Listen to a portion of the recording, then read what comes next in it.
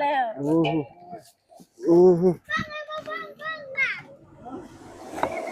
ลุงเหิมไปยังไง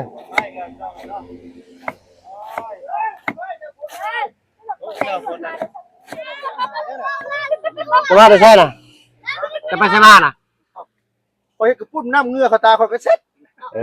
สั่นบ่ดำบ่ทุกตรงนี้ลานย่องฮะขันว่าเขาเอาเสื้อเขาขาดมากินนี่บ่เป็นยังไงเนาะยังอากูจับไปนี่เมื่อกี้น่ะโดนพื้นแต่งชื่อไปเลยเนาะโมเมนต์ได้เนาะไก่โมเมนต์อื่นไก่แต่ว่าลุงเอาโมเมนต์บ่เอามันไก่ได้ดีน่ะ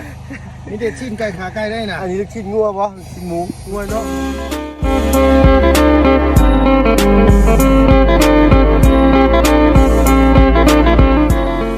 ทายอีกตัวหนึ่งไปเลยเนาะกับทายสบายดีผู้ใหญ่ใจดีและเก็บซีเบิร์ดทุกท่านที่เข้ามาประชมช่อง YouTube บ่เพิ่งเคยหลายคือเก่าเราบอกว่าฝั่งไทยฝั่งลาวแล้วก็ทั้งฝั่งต่างประเทศจะยินดีต้อนรับเข้าสู่ช่อง YouTube บ่เพิ่งเคยหลายเช่นเคยไปเลยเนาะก็ต้องขอบคุณเนาะทางอ้ายใจดีจากฝั่งไทยเนาะเนื่องในวันเกิดของอ้ายเพิ่นพี่น้อยเนาะทางบ่เพิ่งผู้ยังขอบคุณในคุณมีแต่คำว่าคำจ้าแล้วก็คำอวยพรในใจความเจ็บจะได้ของใครมีเด้ออ้ายเด้อเนาะอ้ายบ่ผ่านมานบ่เบียดปรารถนาสิ่งใดคอยได้สิ่งนั้นสมดังมโนนึกเด้ออ้ายเนาะที่สำคัญกับสุขภาพร่างกายแข็งแรงตลอดปีตลอดไปได้เด้อเนาะเนื่องในวันเกิดของอ้ายนี่ก็ขอให้สุขภาพสุขภาพอนามัยแข็งแรงได้เด้อเนาะโดยนี่อย่างนี้เจ้าในนี้เป็นอยู่บ่บ้านน้องจะดีนี่นะโดยทางน้ำมันเพิ่งมีอยู่4 ล้านตอนนี้โดย พี่เลยเนาะเปิดคลิปเปิดภาพมาต่ออีกฝ้าหลังพ้นพี่เลยเนาะนี่แหละแล้วเห็นสภาพอ้ายแล้วแม่นบ่แต่ว่าคันคอยเฮ็ดแบบนี้แซ่บได้เพิ่นไงแซ่บมาแล้วแซ่บว่าจะเห็นยังก็แซ่บลุงเอ้ยพร้อมมาแล้วผมครับเอาเนาะเคาะสิได้เคาะบ่ได้มีหยังได้เคาะสิได้น่ะเนาะแซ่บบ่ได้แม่นเด้ลีลาสิได้พี่น้องเนาะจากคอยเคยเข้าครัวเตาใหญ่ๆนะว่าเพิ่นโดยติดแอร์น่ะมาเจอแบบนี้บาดนี่บัดไปเอาซอยกันล่ะซอยกันป้ามันคือมีแต่มีหันป้าซอยออกล่ะล่างทีนึงจิ้วผมเลี้ยงเบิ่งจับละนะบ่าวสิซอยเบิ่งมาอันนี้ตามนี่ฝากน้ำเลยอันนั้นนะอีกล้วยนะแล้ว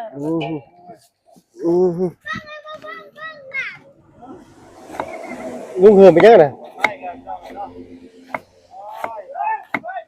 ยังไงล่ะจะมาได้ใช่น่ะจะไปใช่มาน่ะคอยกระปุ้นน้ำเงือกตาคอยกระเซ็ตสั่นบ่ดำบ่ทุกแต่สิเดินบุญบังไฟบ่มื้อนี้ฮะบ่แม่นบุญบังไฟกับซับบุญบังไฟหน้าดำเป็นคนสีโอ้ยใช้ปีหน้าเล่นอยู่อันนี้แหละไปจับเงือกมาเซ็ตเสียรถดำเลยโอ้ยพี่น้อยเนาะเห็นสภาพอ้ายแล้วแม่นบ่หรือแล้วพี่น้อยเนาะเอาล่ะเนาะดึงพี่น้อยเนาะสภาพโอ้ยจี้สิคักอันนี้ตากล้องเขาก็ได้พี่น้อยเนาะยังบ่ทำลุงนะแต่บ่เพิ่นใช่มียังไงซอยอยู่บ่จองมันล้านสิฮะฮักบ่โดยสีเหลืองเบิ่งแน่ดิขอบคุณป้าแท้เนาะเอาไปบ่แซ่บไปหาหมอเด้อลุงบอกเด้อไปหาหมอลุงทักแปลงมักงามทักรอโอ้ยอันว่าเขาขันว่าเขาเอาเสื้อเขาขาดมากินนี่บ่เป็นยังไงเนาะเข้ากันพี่หน่อยเนาะไม่ถึงน้ำนี่ก็เรียบร้อยเลยนี่ยาอะไรเดี๋ยวเอาเงินจำมาก็ได้